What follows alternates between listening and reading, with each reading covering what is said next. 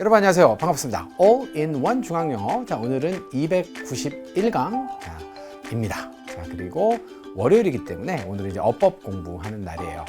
자, 지난 그 몇 주간에 걸쳐서 저희가 이제 시제 공부를 했잖아요. 그래서 기본 3시제, 진행 3시제, 완료 3시제 이렇게 해서 총 4시간에 걸쳐서 저희가 4주에 걸쳐서 진행을 좀 해봤는데요.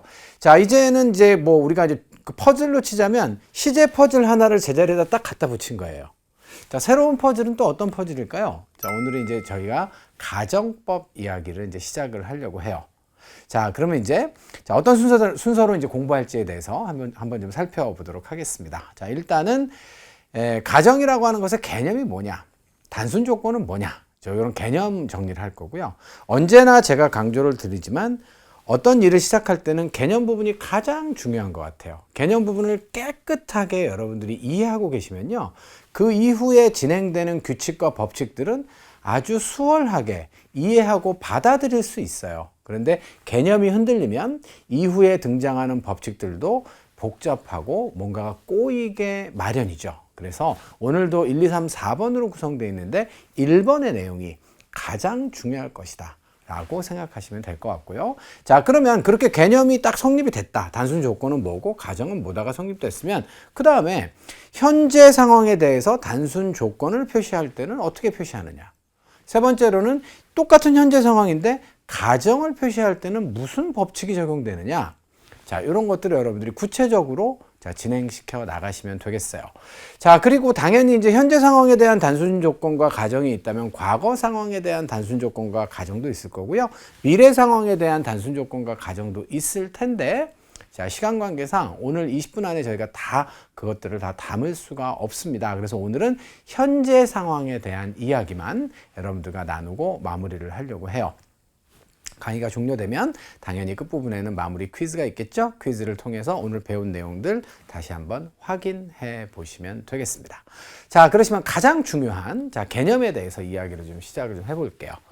단순 조건이라고 하면 영어로 이제 conditional 이렇게 얘기합니다.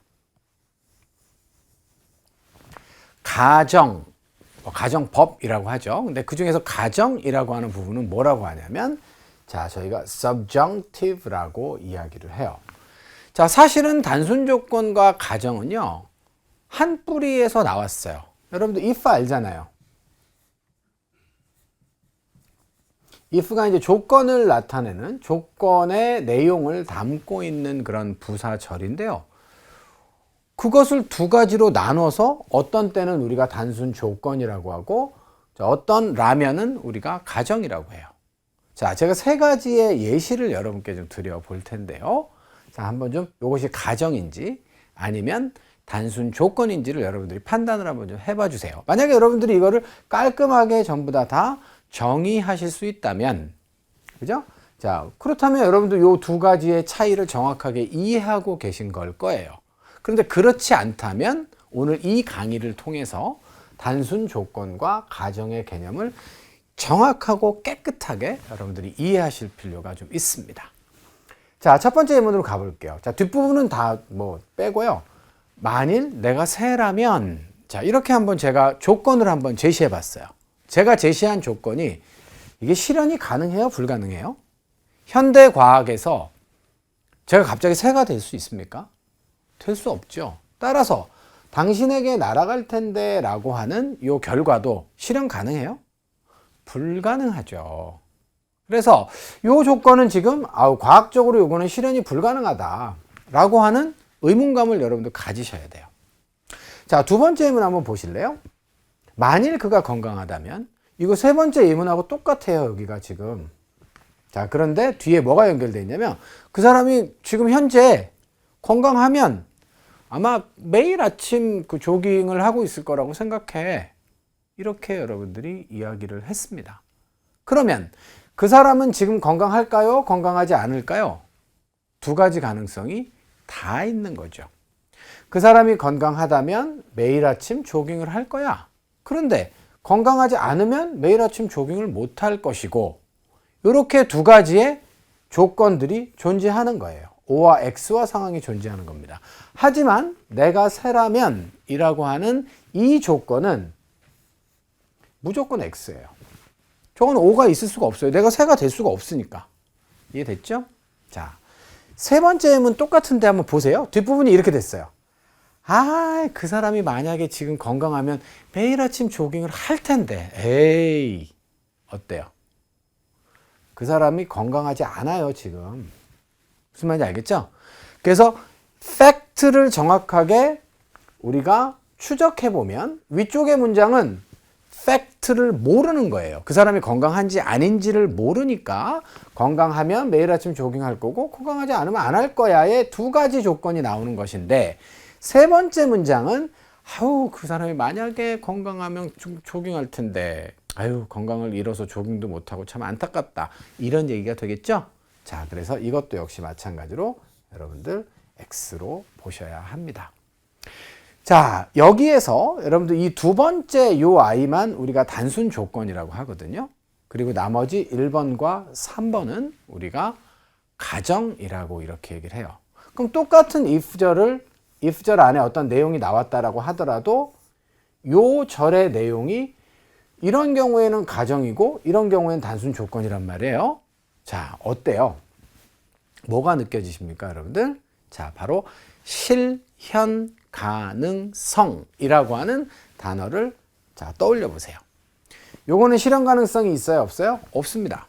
자, 요거는요. 요것도 없어요. 그 사람이 건강하지 않은 상태라는 걸 알기 때문에 건강하면 매일 조깅할 텐데 이렇게 이야기한 거잖아요.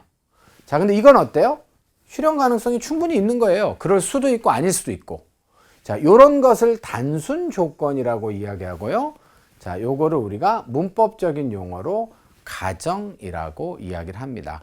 국어사전에 나와 있는 가정의 정의와는 문법 용어로 사용되는 가정의 정의가 서로 다르니까 여러분들 착오가 있으시면 안 돼요. 국어사전에서는 뭐예요? 실현 가능성과 관계없이 말하는 사람이 임의대로 정하고 싶은 대로 정해보는 것을 가정이라고 하고 있어요. 국어사전에.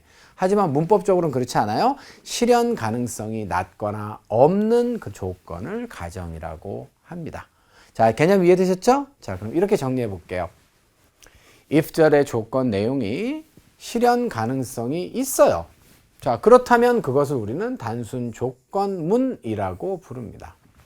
그런데 실현 가능성이 낮거나 아예 없는 조건이 있어요. 내가 사라면. 자, 이것을 우리가 가정문이라고 이렇게 이야기하죠. 자, 근데 우리는 이 두 가지를 구별해서 쓰고 싶은 거거든요. 이럴 때와 이럴 때를 구분해서 쓰고 싶은 거예요. 자, 뭘 가지고 구분해서 쓸까요? 바로 동사를 통해서, if절 안에 동사를 통해서 단순 조건과 가정을 구분해서 표시를 하고 있습니다. 자, 그 사람이 만약에 건강하다면 이라고 하는 사실이, 자, 생각해 보세요. 그 사람이 만약에 건강하다면 이라는 사실이 건강할 수도 있고 아닐 수도 있는 상황과 그 사람이 건강하지 않다라고 하는 사실을 내가 알고 있어서 만에 하나라도 건강하면 매일 조깅할 텐데 이것과는 똑같은 시제고 똑같은 문장이지만 분명히 뭔가 표시가 달라져야 이건지를 표시할 수 있는 거잖아요. 그것을 동사를 통해서 표시할 것이다. 이렇게 생각하시면 되는 거예요. 아시겠죠? 자, 그리고 단순 조건문에는 직설법을 적용한다. 이렇게 돼 있는데요. 직설법이 별게 아니에요, 여러분들. 직설법이 뭐냐면 있는 그대로 얘기하는 거예요. 있는 그대로. 자, 그래서 사실관계 있는 그대로 표현할 때 직설법을 사용하고요. 평상시에 여러분들이 쓰는 시제, 구시제 있잖아요. 9시제. 그게 바로 직설법이에요. 그래서 그 사람이 만약에 지금 건강하다면 이라고 했을 때는 그냥 현재를 나타내니까 현재 동사를 쓰면 되는 거예요. If he is healthy now. 이렇게 쓰면 되는 거예요, 이거를. 아시겠죠? 왜냐하면 있는 그대로 얘기한 거예요. 건강하면 이렇게 할 거고 건강 안 하면 이렇게 할 거다라고 하는 있는 그대로를 나타내는 거거든요. 자, 그런데 가정문에는 어때요? 새로운 법칙이 적용되고 우리는 그것을 배우고자 하는 것입니다. 자, 개념까지 다 이해되셨으면 자, 본격적으로 이제 자, 단순 조건과 가정을 우리가 좀 따져보도록 할게요. 자, 그런데 이제 가정법이 왜 필요하냐? 요거는 이제 이미 여러분께 말씀드렸지만 다시 한번 좀 점검을 좀 하고자 합니다. 요 두 가지를 구분해서 표시하지 않으면 그 if절의 내용이 단순 조건인지 가정인지 알 수 없는 경우가 굉장히 많이 있어요. 그래서 자, 그 차이를 동사를 통해서 드러내는 것이 가정법이고, 자, 다시 한번 단순 조건문에는 직설법을 사용한다 이렇게 되어 있는데요. 자, 먼저 자, 우리 단순 조건부터 한번 따져보죠. 단순 조건도 과거에 대한 단순 조건, 현재에 대한 단순 조건, 미래에 대한 단순 조건, 컨디셔널이 시제가 3개가 있겠죠. 크게 보자면. 자, 이때는 어떨까요? 현재 상황에 대한 단순 조건, 컨디셔널은 여러분들이 현재 동사로 쓰는 것인데 너무나 당연해서 더 이상 이제 할 얘기가 없죠. 예. 자, 요거를 우리는 뭐라고 불러요? 또 단순 조건문 현재라고 이렇게 부를 거예요. 뭐 따로 이렇게 공부하거나 여러분들이 의식하셔야 될 내용이 아닌 것 같아요. 자, 그러시면 예문으로 증명해 보도록 하겠습니다. 만약에 water freezes, 물이 얼면 이런 얘기죠. 자, freeze라고 하는 단어는 얼다 얼리다의 의미를 가지는 동사니까요.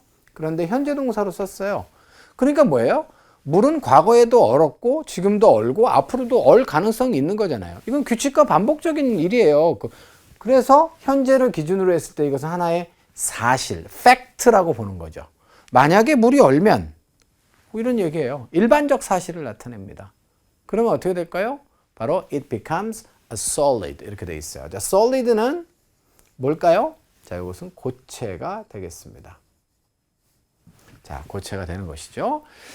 물이 얼면 당연히 얼음이 되니까 고체가 되겠죠. 뭐, 그죠? 자, 이럴 때, 자, 이것은 지금 단순 조건이기 때문에 현재 동사로 그냥 표시를 했어요. 자, 두 번째 문장입니다. If he has time now. now가 나와 있잖아요. 지금 그 사람이 시간이 있으면 그 사람이 올 거야. 너를 보기 위해서. 이런 얘기가 되겠어요. 어디가 뭐가 특별해요? 하나도 안 특별하죠. 그 사람이 시간이 있으면 당신을 거기에서 보기 위해서 올 거고요. 그 사람이 시간이 없으면 안 올 거예요. 이런 진술을 지금 하고 있는 거거든요. 그래서 이것은 지금 가정적 상황이 아닌 것입니다. 그런데 여러분들 현재 상황에 대해서 가정을 하고 싶어졌어요. 자,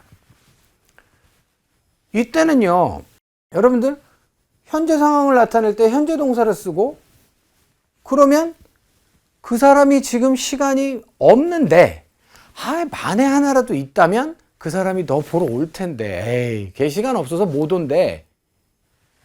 이 얘기하고 어떻게 구별을 하냐고요. 여기다 현재 동사를 지금 그대로 쓴다면. 그래서 자, 가정법에서는 특별한 룰을 가지고 있는 거예요. 자, 무엇입니까? 현재 상황을 가정할 때, 자, 동사를 뭘로 써요, 여러분들? 네. 자, 오늘의 핵심 내용이 되겠습니다. 과거 동사로 표현합니다. 자, 그래서 여러분들, 자, now가 왔는데 이렇게 had가 쓰여 있잖아요. 자, 그러면 이제는 이거 뭐예요? 그 사람이 시간이 있는지 없는지를 몰라서 양쪽의 가능성이 둘 다 있는 것이 아니라 그 사람이 시간이 없다는 사실을 전제로 해서 자, 실현 가능성이 낮은 조건을 제시한 거예요. 만에 하나라도 그 사람이 지금 시간이 있으면 너 보러 올 텐데 안타깝다 얘, 이런 얘기가 되겠습니다. 자, 이해되셨나요? 자, 뒤쪽에 이제 여기 이제 would가 와 있는데 이 얘기는 조금 이따 저랑 이제 하도록 하고요. 자, 여튼 자, 그래서 이거를 우리가 뭐라고 부를까요? 자, 가정법 과거라고 불러요. 앞으로 누군가가 가정법 과거다라고 얘기하면 여러분들 과거라고 생각하시면 안 돼요. 가정법의 과거는 지금의 상황을 여러분들이 가정법으로 적어 놓은 것이기 때문에 자, 가정하는 시점은 현재다라고 하는 점을 꼭 기억하셔야 됩니다. 이해되셨죠? 오케이. 자, if I were a bird 이렇게 돼 있어요. 자, 그런데 여기서 이제 가정법 과거에서 한 가지 우리가 주의해야 될 내용이 있어서 요거는 all in one 팁으로 드렸는데요. 가정법 동사에서 가정법 현재를 그러니까 현재 상황을 가정할 때는 가정법 과거를 쓰잖아요. 자, 그런데 그때 비동사는 무조건 were만 쓰는 경향이 있습니다. 물론 이제 현대 영어의 구어체에서는 뭐 was를 쓰기도 하는데요. 아직까지 학교 문법에서는 여러분들 were만 쓰는 것으로 돼 있으니까 이거는 수의 일치가 이상하다. I 다음에 was가 와야 되는데, 자, 이렇게 생각하시면 안 되고요. 자, 무조건 여기에다가 were 이렇게 쓰셔야 해요. 아시겠죠? 자, 그래서 내가 만약에 새라면 너에게 날아갈 텐데 이렇게 되어 있습니다. 자, 그러시면 이제 한 가지만 이제 남았는데요. 여기까지는 여러분께 정리를 해드렸고요. 세 번째 이야기를 하면 되겠어요. 여기에 과거 동사를 만약에 썼잖아요. 현재를 가정하기 위해서. 그러면 생각해 보세요. 만약에 지금 이러한 일이 있다면 어때요? 주절의 내용은 앞으로 이러이러한 일이 일어날 텐데 이거 아니에요? 그래서 자, 주절에는 뭐가 오는 게 맞아요? 주어 다음에 미래를 표시하는 표현들이 오는 게 맞다. 그런데 자, 여기에 동사가 실질적으로는 현재를 가정하지만 형식적으로 과거 동사를 썼듯이 여기에도 여러분들께서 실질적으로 현재를 기준으로 한 미래이지만 형식적으로는 과거로 옮겨야 되기 때문에 will에도 과거형이 있어요. 그래서 would를 쓰는 것입니다. 혹은 여러분들 should나 could나 might도 쓸 수 있는데요. 이 아이들도 사실은 미래적 개념들이 있어요. 자, 그래서 저런 것들을 쓸 수 있는데 요건 제가 예문을 통해서 여러분들께 좀 보여드리면 될 것 같습니다. 자, 그래서 여기에 뭘 써요? 네, 자, 이렇게 would를 썼다. 그러면 여러분들 이 문장이 단순 조건이 아니라 가정이라고 하는 가정문이다. 자, 가정문이다라고 하는 증명은 어떻게 하죠? 바로 요걸로 하는 거예요. now를 썼는데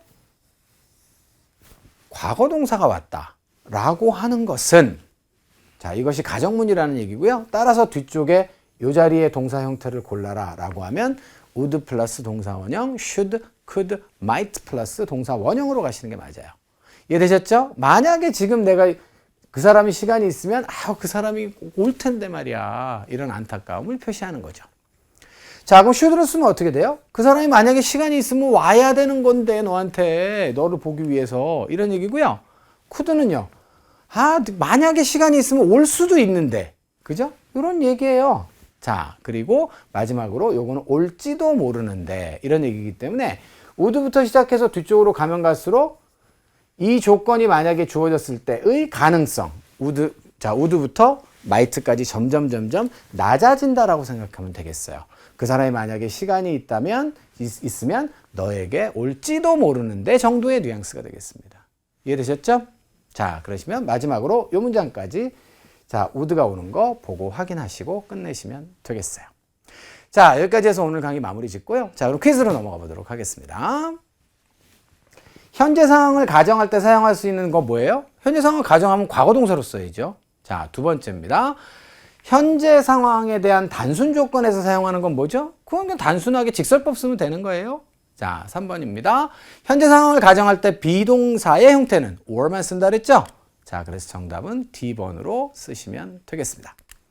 자, 여기까지 해서 여러분들, 자, 오늘 강의를 마무리 지으려고 합니다. 자, 가정에 대한 개념 정확하게 이해 잘 되셨을 거고요. 자, 필요한 부분들 정리 잘 해서 내일 또 반복 연습 한번 해보기로 하죠. 자, 오늘 강의 여기까지 하겠습니다. 고맙습니다.